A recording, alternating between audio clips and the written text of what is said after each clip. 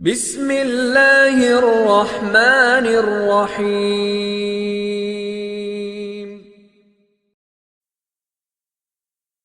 اعوذ باللہ من الشیطان الرجیم، بسم اللہ الرحمن الرحیم۔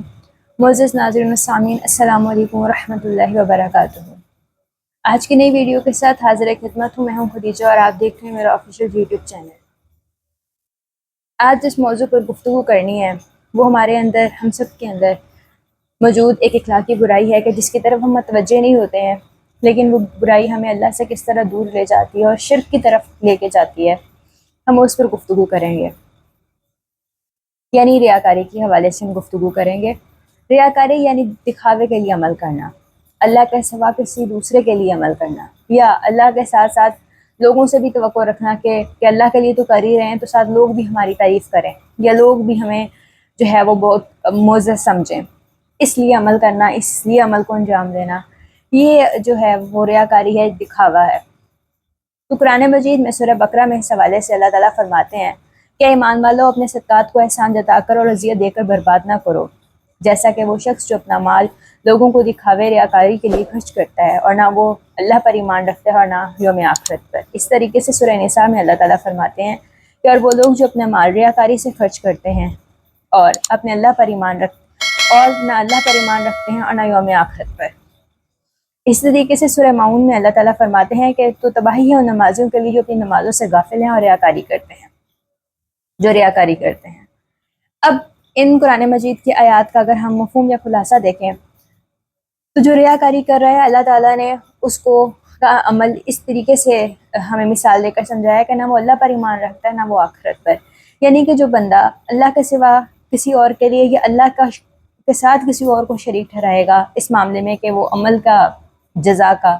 اس حوالے سے توقع رکھے گا، یعنی اگر میں کوئی عمل انجام دیتی ہوں، میں کہتی ہوں اللہ تو خوش ہوگا ہی ہوگا، ساتھ لوگ بھی میری تعریف کریں گے، تو اس معاملے میں بھی میں نے ریاکاری کی ہے،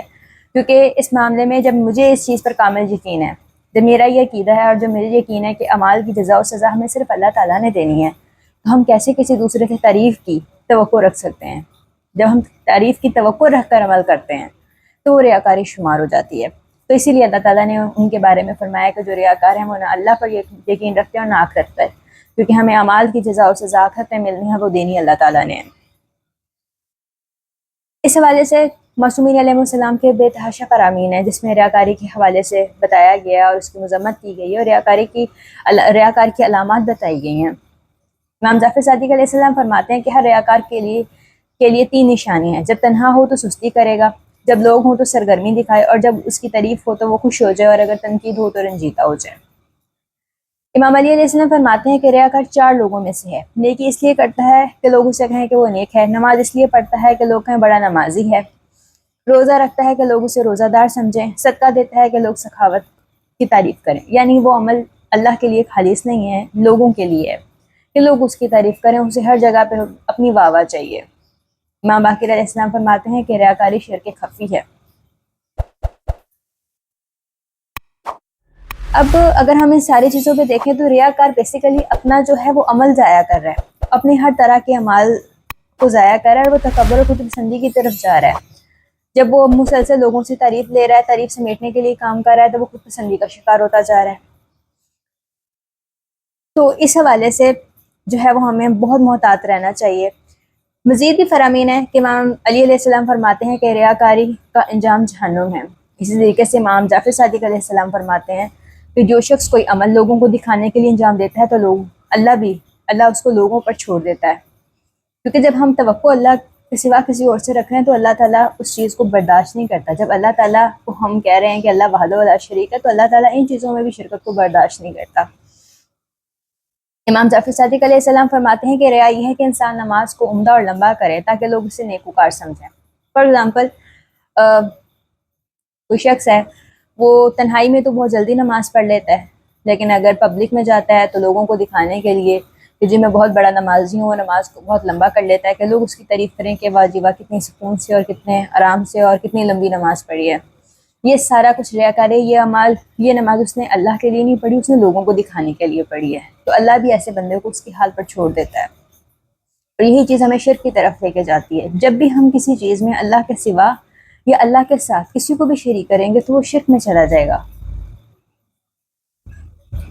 رسول خدا صلی اللہ علیہ وآلہ وسلم فرماتے ہیں کہ قیامت کے دن سب سے زیادہ خسارے میں وہ لوگ ہوں گے جو دنیا میں ریاکار بن کر عمل کرتے تھے۔ اسی طریقے سے امام علی علیہ السلام فرماتے ہیں کہ ریاکاری سے زیادہ کوئی چیز دل کو خراب اور نیکی کو باطل کرنے والی نہیں ہے۔ امام جعفر صادق علیہ السلام فرماتے ہیں کہ ہر عمل جس میں اللہ کی رضا کے ساتھ لوگوں کی رضا بھی شامل ہو وہ شرک ہے، اور اللہ کسی شریک کو قبول نہیں کرتا۔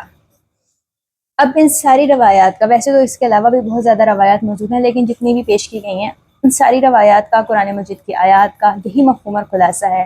کہ جب بھی ہم کوئی عمل اللہ کے سوا یا اللہ سے بھی امید رکھیں اور لوگوں سے بھی توقع کریں کہ وہ بھی ہماری تعریف کریں گے، جب ہم اس چیز پہ جاتے ہیں تو ہم ریاکاری کی طرف چلے جاتے ہیں، اور ریاکاری ہمیں ایٹ دا اینڈ خود پسندی کی طرف لے جاتی ہے، خود پسندی کی طرف، تکبر کی طرف۔ ہمیں صرف تعریف سننے کی عادت ہو جاتی ہے، ہم تنقید برداشت نہیں کر سکتے۔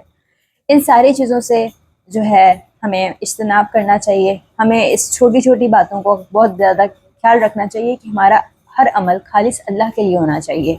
ہم اعمال کے لیے جواب دہ صرف اللہ کو ہیں، ہمیں اللہ ہی کی جو ہے اس کو ذہن میں رکھنا چاہیے۔